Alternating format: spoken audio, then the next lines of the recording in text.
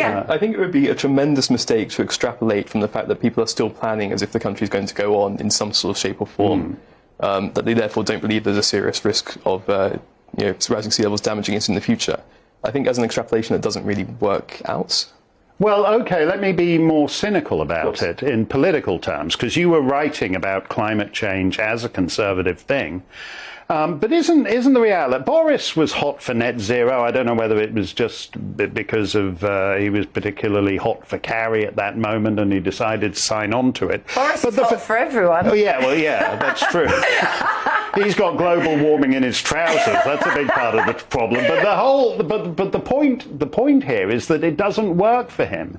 That, there's not room in a way for two eco-zealot parties, or actually no. in the Westminster system, because you got all the Celtic eco-zealots in, I don't even know why Sinn Féin are all hot for the climate change too, but basically there's no political space for the Tories in this. I think that's a misunderstanding in that there's a significant degree of public support for these sort of eco measures. No, there isn't. So if you go around and we can disagree. Well, just on polling recently, so 52% want net zero scrapped, and that's across everybody. Not very much depends on the question you ask. Well, I can show you the question. You're wrong. Okay. Finish your thought. Let's say under the assumption that there is public support for it, then you will find parties converging on it simply because it's not sensible to differentiate yourself on this.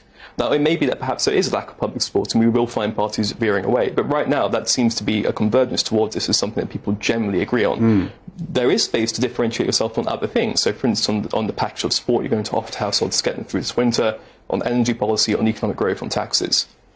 Well, it's not enough, though, is it? I mean, what's interesting for me about Liz Truss yesterday, on all kinds of things, on, grooming gangs, is she seemed to be anxious to differentiate the Tories from Labour, Lib Dems, and the SNP and Sinn Féin and Plaid Cymru. I mean, even the secessionist parties basically just want to leave the UK to set up a country exactly like the one they're leaving. They all agree on everything. No, I know. Well, she's an extremely clever girl, Liz Truss, and that's why she's going to be the next Prime Minister.